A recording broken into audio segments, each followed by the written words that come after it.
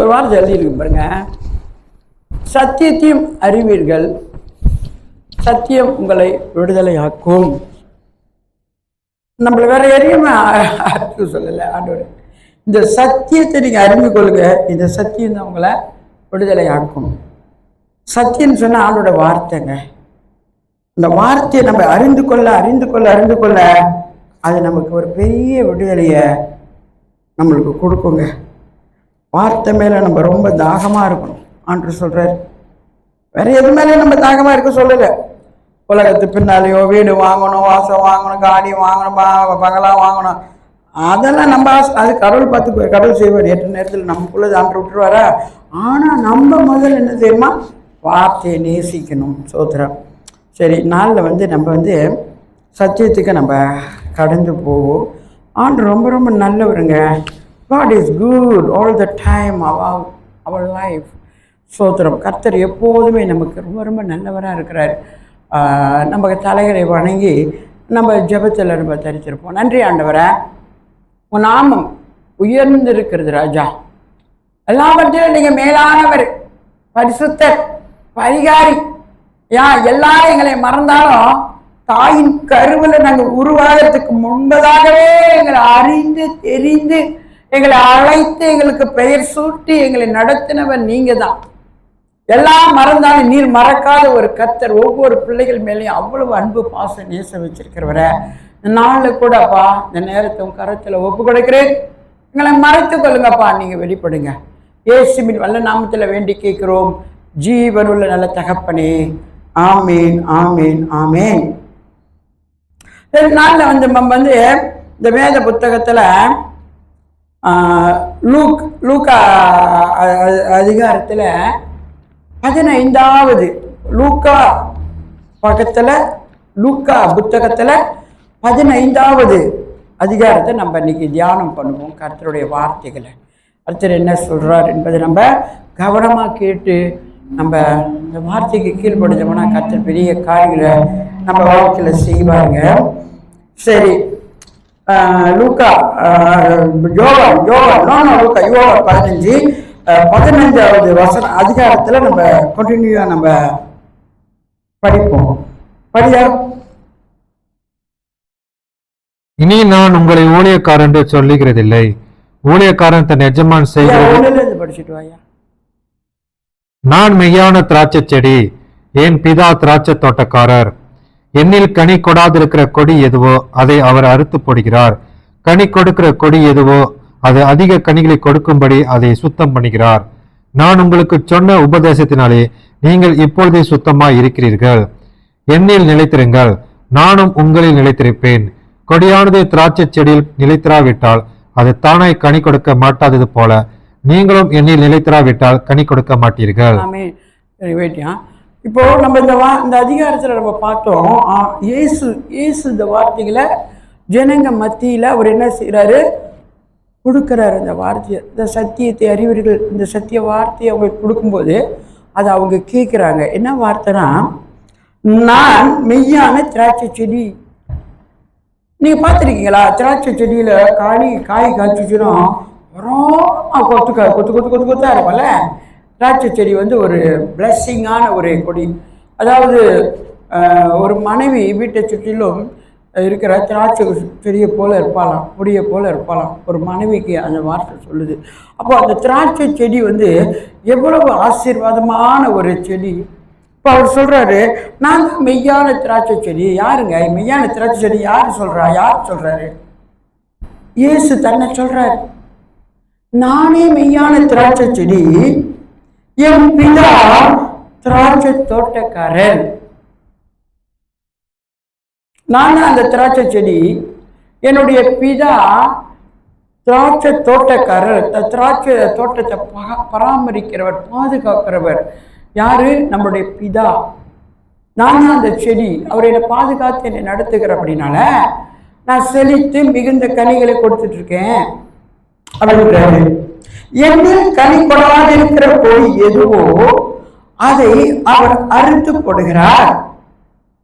கனி கொடுக்கிற கொடி எதுவோ அது அதிக கனிகளை கொடுக்கும்படி அதை சுத்தம் பண்ணுகிறார். இல்லைங்குதுங்களா? என்னில கனி கொடாது இருக்கிறது எதுவோ அதை நான் அறுத்து போட்டுருவேன். எனக்கு நோ யூஸ். அது எனக்கு கனி கொடுக்கல. பேரை வச்சுக்கோம், கிறிஸ்தவ பேர் ஜோசப்பு, பிலிப்புன்னெல்லாம் வச்சுக்கோம். ஆனால் ஆண்டோட சாட்சி அவங்களுக்குள்ள இருக்காது, இந்த பாரம் அவங்களுக்கு இருக்காது. ஆனாலும் சொல்றாரு, கனி கொடுக்கிற மரம் எதுவோ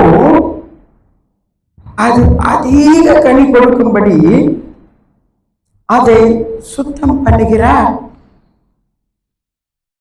இந்த கொடி எல்லாம் சுத்திலும் இருக்கும். திராட்சை செடி பார்த்தீங்கன்னா ரொம்ப செழித்திரும். நல்லா சுற்றிலும் அந்த கொடிங்க சுற்றி சுற்றி சுற்றி சுற்றி அதெல்லாம் அந்த கனிகள் அப்படியே தொங்கும். கனி கொடுக்காத மரம், வறட்சியான மரம் என்ன சொல்லுவாங்க? கனி கொடுக்காத மரத்தை இன்னமும் சொல்லுவாங்க. அது கனி கொடுக்காம என்னத்துக்கு நிலத்துல இடத்த மறைச்சிக்கிட்டு சும்மா வேஸ்டா பார்த்தாரோ அந்த மாதிரி மரத்தில் வெட்டி போட்டுருவாங்க. நோ யூஸ்ல வாட் கோ அப்படின்னு அதை வெட்டி துண்டிச்சு போட்டுருவாராம். ஆனால் கனி கொடுக்குற மரத்துக்கு அது என்ன செய்யறாரோ அதை சுத்தம் பண்ணுவாங்களாம். அந்த கனி கொடுக்குற மரத்தை எப்போது சுத்தம் பண்ணி இந்த திராட்சை தோட்டத்தை க்ளீனாக வச்சுருப்பாங்க. கனி நிறையா வருது, அந்த கனியை பறித்து என்ன செய்வாங்க? அது வியாபாரம் பண்ணுவாங்க. அது அநேகருக்கு பிரோஜனமாக இருக்கும் இல்லையா? நம்மளையும் ஆண்டவர் அப்படி தான் எதிர்பார்க்குறேன். நான் என்னத்துக்கு ஓடி வரேன் உங்கள் வீட்டுக்கெல்லாம் தேடி வரேன் தெரியுங்களா? நீங்களும் அந்த கனியை பெற்றுக்கொள்ளணும், நீங்களும் அந்த ஆசீர்வாதத்துக்குள்ளே வரணும். எவ்வளோ தாகம் எனக்கு. நான் அம்மா கூட இதை கூப்பிட்டுட்டேன், வாங்கம்மா நாளைக்கு சேர்ச்சிக்கு வாங்கம்மா எனக்கு முடியாது. பிள்ளைங்களாம் இன்றைக்கி இல்லை. என் பையன் ஒருத்தன் ட்ரம் அடிப்பான், ஒருத்தன் கிட்டார் வச்சுப்பான். சிங்கப்பூர்காரனை வெளியில் வேறு சேர்ச்சியில் கூப்பிட்டு பார்த்தை கொடுக்கறதுக்கு அவன் பாசர் தானே. அவர் இன்றைக்கி நைட்டு ஷிஃப்ட் வேலை. என் பெரிய பையனுக்கு அவன் இன்றைக்கி வர முடியல. என் மகன் வந்துக்கிட்டு இருக்கிறேன்னு சொல்லிட்டு இன்னும் தெரியல ஜாம் போல இருக்கு. இப்படி நாங்கள் என்ன செஞ்சிட்டோம்னா, என்னதில் இருந்து கர்த்தருக்கு ஒரு பாரத்தை கொடுத்துட்டே இருப்பார். ஆண்டோட ஊழியத்தில் என் பிள்ளைங்களை வளர்க்க வைத்தார். அதிகமாக அதுங்களுக்கு டீச் பண்ணி குடும்ப ஜபத்தை அன்னாட வைக்கிறது. அன்னாட குடும்ப ஜபம் அப்போதான் போராடுவாங்க. குடும்ப ஜபத்துலேருந்து உட்கார வெளுத்து விட்டு உட்கார வைப்பேன் நான்.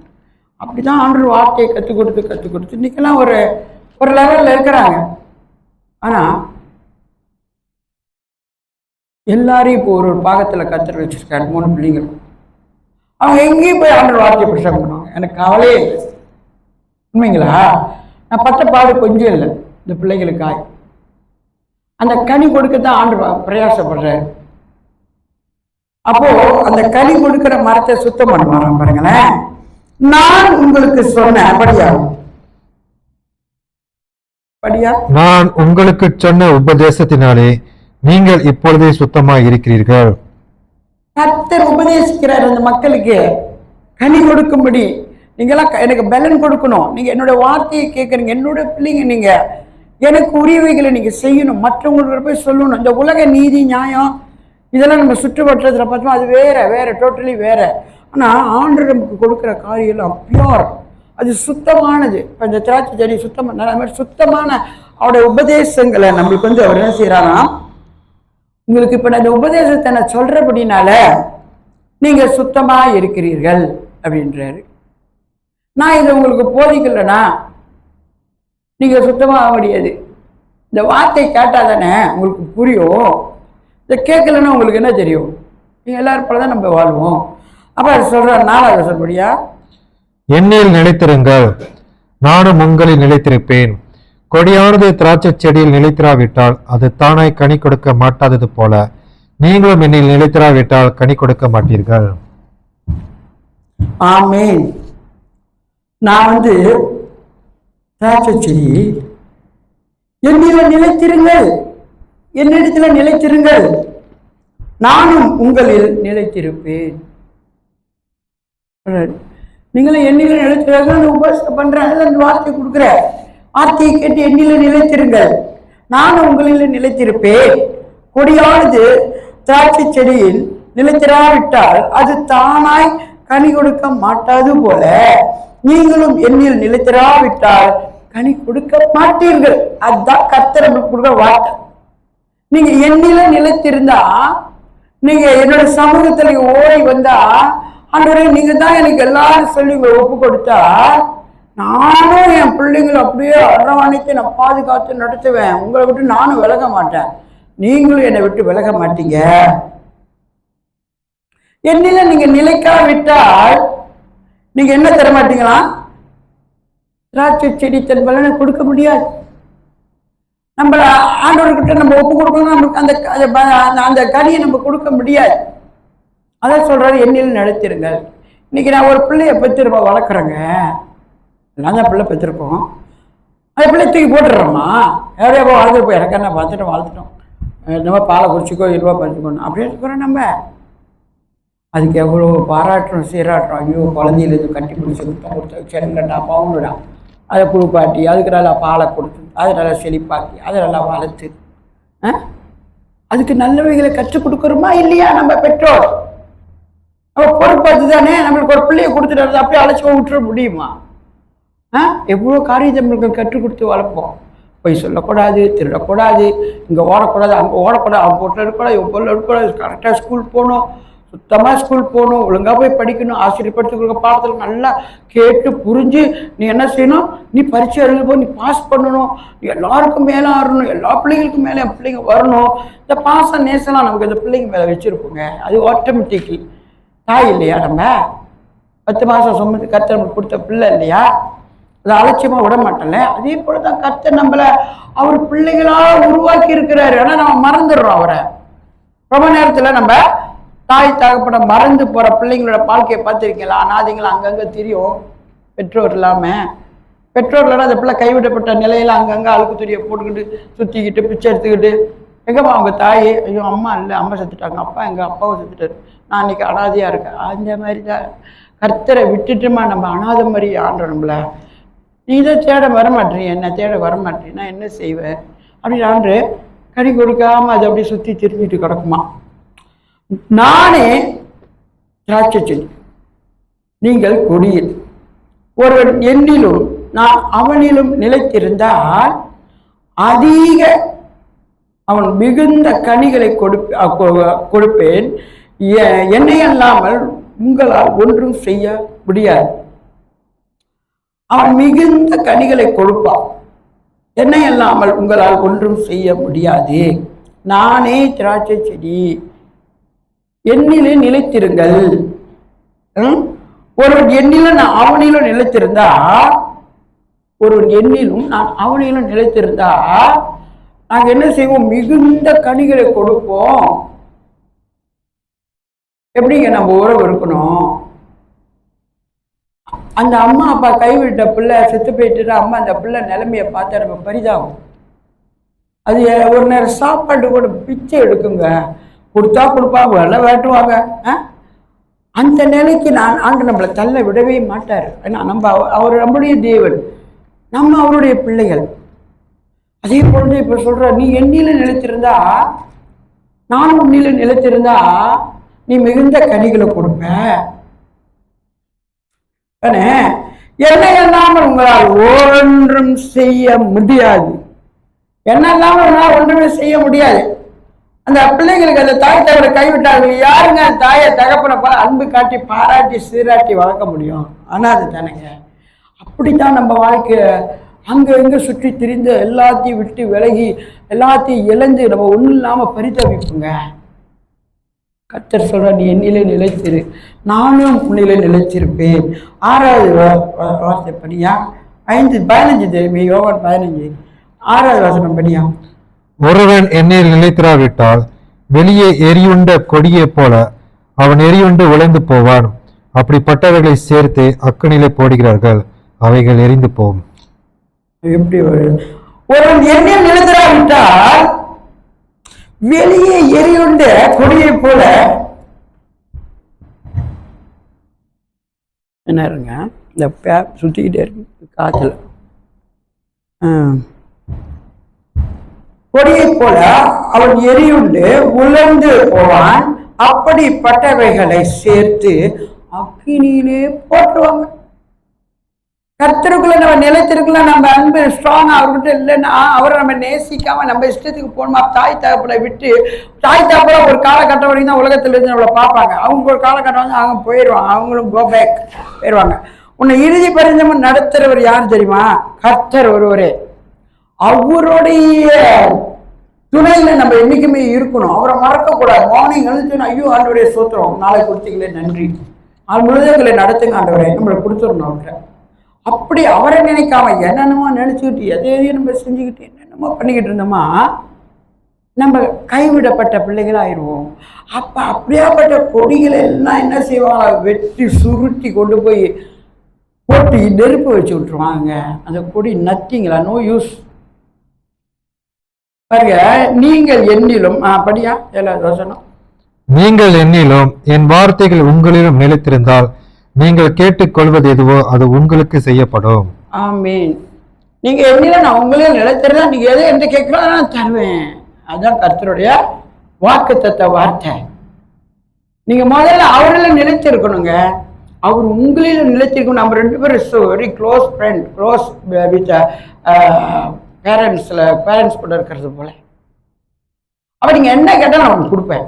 நீங்க எனக்குள்ள இருக்கிற விளங்குதா? நீ எனக்குள்ள இருக்கிறபடினால நீ எதை கேட்டாலும் உனக்கு கொடுப்பேன் அப்படின்னு சொல்றாரு. கேட்டாதுபடியா, நீங்கள் மிகுந்த கனிகளை கொடுப்பதினால் என் பிதா மகிமைப்படுவார், எனக்கும் சீஷராய் இருப்பீர்கள். ஆமீன்.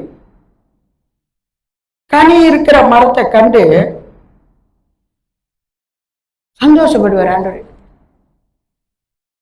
பிதா வந்து இயேசு கிறிஸ்து ஆரம்பத்தில் இருக்கும்போது பிதா கூட தான் இருந்தாரு. அவர் ஆதியிலேருந்து இருக்கிறவர் தான். அப்புறம் தான் அவர் மரியாதை வயிற்றுல பிறந்த ஒரு உலகத்துக்கு ஒரு மகனா வந்தாரு. ஆனா அவர் சொல்றாரு, நீங்க மிகுந்த கனிகளை கொடுத்தா நானும் சந்தோஷப்படுவேன், என் பிதாவும் சந்தோஷப்படுவாரு. கனி கொடுக்கிற மரத்தை கண்டு எவனாச்சும் சவித்து இதனால ஒண்ணுமே இல்லைன்னு சமைச்சிட்டு போவாங்க. கனி கொடுக்கிற மரத்தை பார்த்து எல்லாமே சந்தோஷப்படுவாங்க. அதுல பரவாயில்ல, கொஞ்சம் கனி இருக்கு.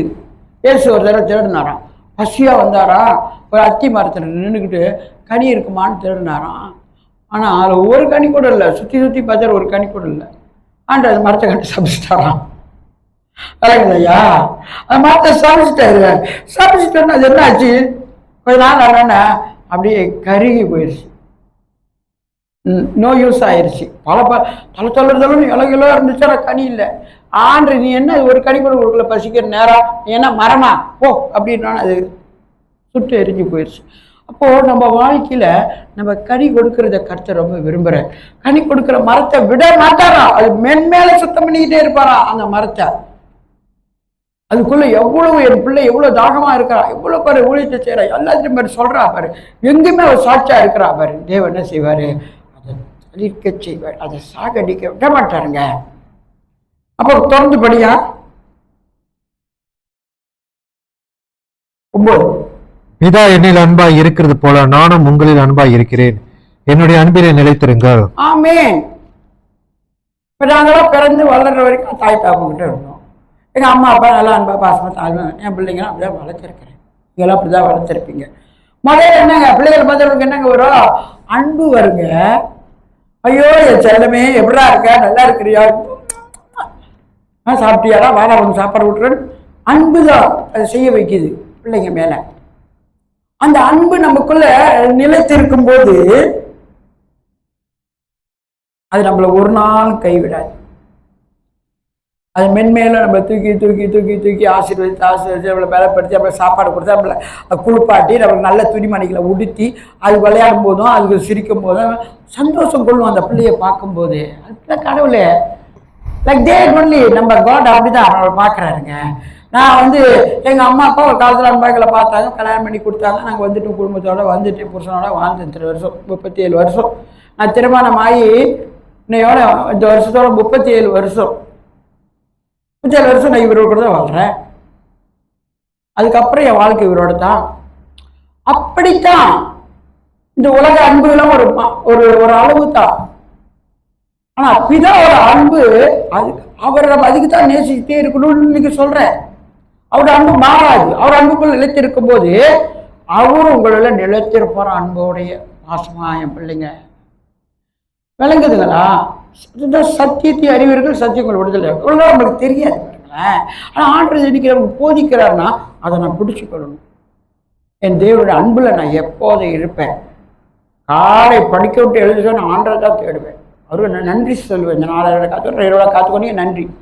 தொடர்ந்து நாள் முழுதும் எங்களை நடத்துங்க ஆண்டவரே. அப்படியே நாட்கள் போவோம். ஜெபத்தில் போய் தரிச்சிட்டு போவோம். ஆண்டர் பாடல்களை பாடுவோம். நைட்டு வரும். நைட்டு வரைக்கும் ஆண்டர் ஒப்பு கொடுத்து ஆண்டவரே எனக்கு ஒப்பு கொடுக்குற நீங்களே என்ன நடத்துங்க, பொறுப்படுத்து. அவர்கிட்ட பொறுப்பு எடுக்க வேண்டும். அவர்கிட்ட ஒப்பு கொடுக்கணும். அதான் அன்பு.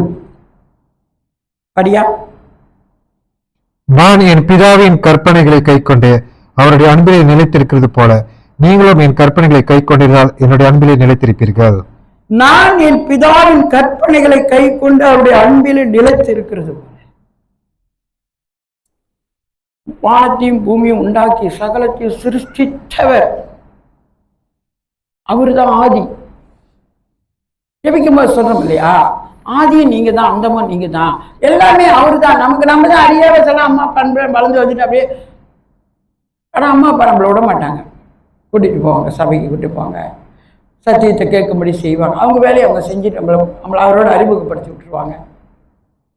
அவர் சொல்றாரு, நான் என் பிதாவின் கற்பனைகளை கை கொண்டு,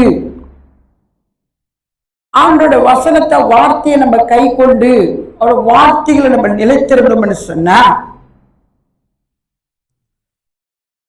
அவருடைய அன்பிலே நிலைத்திருக்கும் போதே நீங்களும் என்னுடைய அன்பு நிலைத்திருப்பீர்கள்.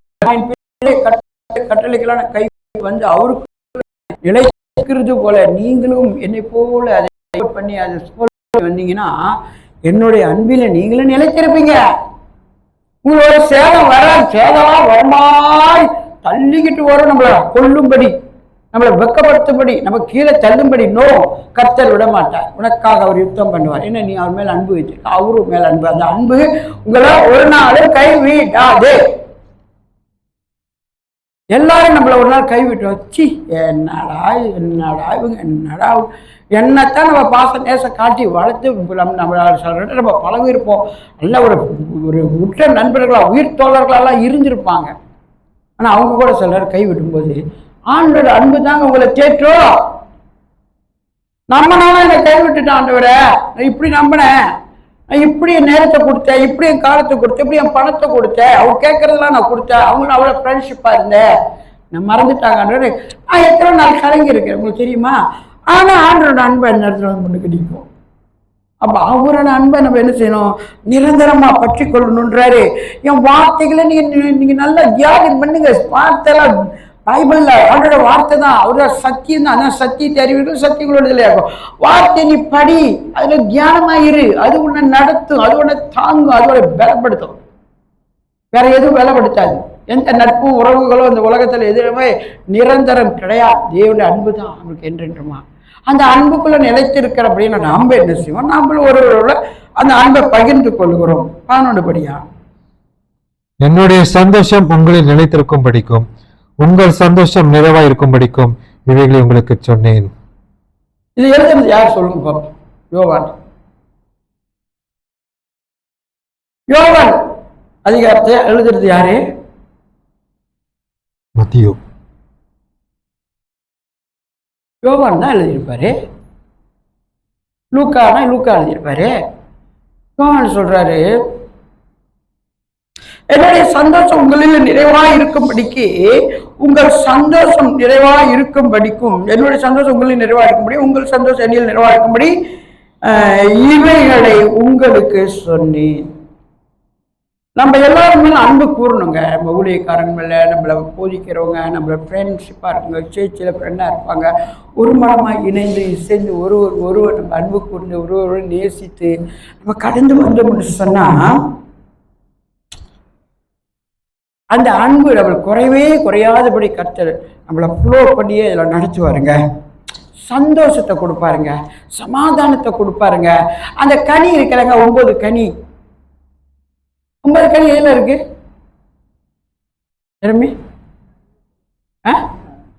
கலாத்தியர் புத்தகத்தில் கடைசி பார்த்து நீங்க பார்த்தீங்கன்னா அந்த கலாத்தியர் 5 அந்த கடைசி பகுதியில் பார்த்தீங்கன்னா மாமிசத்தின் கிரிகள் இருக்கும், 11 12 இருக்கும். ஆனால் ஆவிக்குரிய கனி இருக்கும், அதான் ஆண்டருக்குள்ள இருக்கிற கனி 9: அன்பு, சந்தோஷம், சமாதானம், நீடிய பொறுமை, இச்சை அடக்கம். இப்படி 9 கனிகள் இருக்கும். அப்போ இது உலகம் நம்ம கருத்து கொடுக்குமாங்க? உலகத்துல எல்லாம் எப்படி வாழ்றாங்க? பணம் ஆசையில் அது செய்கிறான், இதை செய்கிறான், அதை செய்கிறான், இச்சையில் போய் கண்டதை செய்கிறான். உலகம் பார்த்தீங்கன்னா எல்லாம் பாவத்தில் தான் இருக்கு. ஆனால் அதை நம்ம மைண்டில் வச்சுக்கணும். அது நம்ம மைண்டில் வச்சுக்கணும். அது நம்மளையும் வந்து என்ன செய்யும்? டச் பண்ணும். அதெல்லாம் எனக்கு நத்திங், இதெல்லாம் என்னோடது கிடையாது. என் தேவன் எனக்காக வைத்திருக்க 9 கனி. இந்த கனியில் தான் நான் நடப்பேன் அப்படின்னு நீங்கள் ஒவ்வொருத்த பாருங்க. உங்களோட ஆட்டோமேட்டிக்கலி அந்த அன்பு வரும், சந்தோஷம் வரும், சமாதானம் வரும், நீடிய பொறுமை வரும், இச்சை அடக்கம் வரும், நட்போதற்கு உங்களை வந்து கை கொள்ளும். எல்லாமே உங்களுக்கு வந்து கடவுள் அந்த அதில் கொடுத்துருவாரு. அதை நீங்கள் படிக்க படிக்க தியானிக்க அது உங்களுக்குள்ள வேலை செய்யும். அன்று கிரியை செய்வார். கர்த்தர் நம்மளை நடத்துகிற விதம் வேற எதுலையுமே இல்லைங்க. உலகம் என்னென்னவோ நம்மளுக்கு கொடுக்கும், துக்கம் கொடுக்கும், வேதனை கொடுக்கும். அது சந்தோஷமா வரமா இருக்கும், 10 நிமிஷம் அது வேதனையாயிரும். கர்த்தர் என்னைக்குமே நம்மளுக்கு சந்தோஷத்தை சமாதானத்தை கொடுக்கிறாராகவே இருக்கிறாருங்க. அப்போ கீழே வருதுபடியா 12 படி.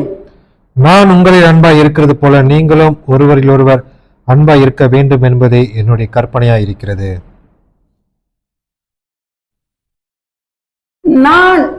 நான் உங்களிலே அன்பா இருக்கிறது போல நீங்களும் ஒருவரில் ஒருவர் அன்பா இருக்க வேண்டும் என்பதே என்னுடைய கற்பனையா இருக்கிறது. பார்த்தீங்களா? நம்ம ஒருவர் அன்பா இருக்க சொல்ல, அவர் பிதாவிட்ட அன்பா நேசமா பிதாவும் அவரும் ஒன்றா இருக்கிறாங்க. அப்படி நாங்கள் இணைஞ்சிருக்கிறோம். நீங்கள் என்ன செய்யணுங்க? ஒருவரோட அன்பா இருந்து நீங்கள் அன்பிலே நிலைத்திருந்தால் இதுதான் என்னுடைய கற்பனைன்றார். அன்ற கற்பனைகளை கை கொள்ள சொல்றாரா இல்லையா? தேவ பிள்ளைகளுக்கு இது ஒரு கற்பனை தான். நம்ம ஆண்டருக்குள்ள நேசமா ஒரு சமூகத்தில் நம்ம காத்திருந்து அமர்ந்திருந்து ஒரு வார்த்தையை தியானித்து துதித்து பாடி ஆண்டோட அன்பை நல்லா தெரிஞ்சுக்கொள்ள நீங்கள் சும்மா இருக்க மாட்டீங்க. நீங்களும் போய் உங்கள் அன்பு இந்த தேவனை குறித்து நீங்களும் போய் மற்றவங்கள்ட்ட பேசுவீங்க. ஆட்டோமேட்டிக்கலி அது உங்களுக்கு வரும். ஏன்னா ஆண்டர் எவ்வளோ நல்லவர், இவ்வளோ போல எதோ இருக்காது பூமியில் எல்லாம் 10 வந்திருக்கேன், ஒன்றுமே கிடையாது. எல்லாம் துக்கமும் வேதனையும் மரணமும் எங்களை நரகத்தை கொண்டு போகிற வழிதான் சுற்றிலும் நான் பார்க்குறேன். என் தேவனை தவிர எங்களுக்கு ரட்சிப்பை கொடுத்து எங்களை சந்தோஷத்தை படுத்தி எங்களை நித்திய ராஜ்யத்துக்கு கொண்டு போகிற ஒரு அன்பு இயேசு தாங்க. அவர் அன்பில் நம்ம இன்னைக்கு நிலைத்திருக்கோம். அவர் தான் நமக்கு எல்லாமா இருக்கிறார். 11 படியா? என்னுடைய சந்தோஷம் உங்களை நிலைத்திருக்கும் படிக்கும், உங்கள் சந்தோஷம் நிறைவாயிருக்கும் படிக்கும். இல்ல 13 ஒருவன் தன் சிநேகிதருக்காக தன் ஜீவனை கொடுக்கிற அன்பிலும் அதிகமான அன்பு ஒருவரிடத்தில் இல்லை. உண்மையான காரியத்தை சொல்றேன். ஒருவன் தன் சிநேகிதனுக்காக தன் ஜீவனை கொடுக்கிற அன்பிலும் அதிகமான அன்பு ஒருவரிடத்திலும் இல்லை. இது செஞ்சது யாருங்க? இயேசு.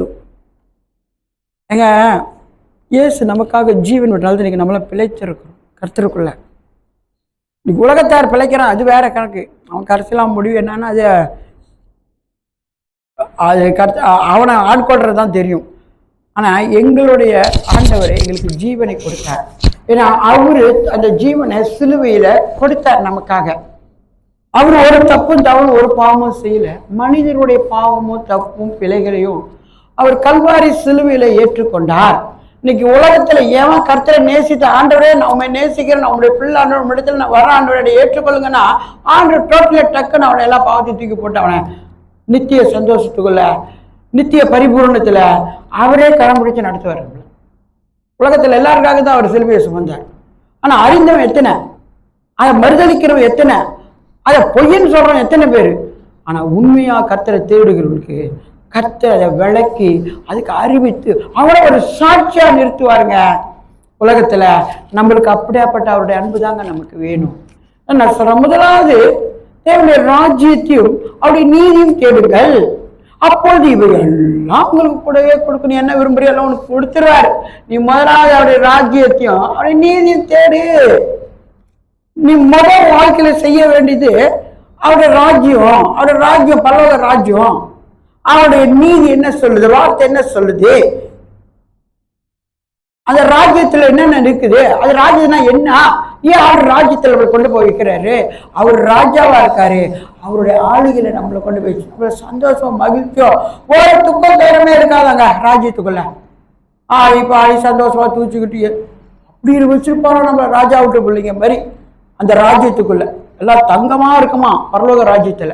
ஏங்க இந்த உலகத்துல நம்ம எவ்வளவு கஷ்டப்படுறோம், வேதனைப்படுறோம், துன்பப்படுறோம், துயரப்படுறோம், எல்லா பாடும் நம்மளை வந்து மேற்கொள்ளும். ஆனா அதெல்லாம் நம்ம முறியடிக்கணும் இயேசுவின் நாமத்துல. அதுல நம்ம ஜெயிக்கணும். ஜெயிக்கும் போது கர்த்தர் நம்ம கூட இருந்து பெரிய காரியங்களை அவர் செய்வாருங்க.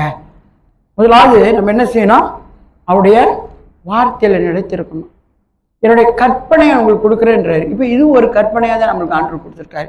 இதை இன்னைக்கு நம்ம கேட்டிருக்கிறோம். அப்போ இதுபடி நம்ம என்ன செய்யணும், நம்ம வாழ்க்கையில தொடர்ந்து நம்ம அதன்படி நம்ம செயல்படும் போது கர்த்தர் பெரிய காரியங்களை நம்ம வாழ்க்கையில செய்வாருங்க. God is good. நன்றி ஆண்டவரே. கர்த்தாவே இந்த சத்தியத்தை இன்னைக்கு எங்களுக்கு நீங்க கொடுத்தீங்க. இந்த சத்தியம் இன்னைக்கு எங்களை விடுதலை ஆக்கியிருக்கப்பா.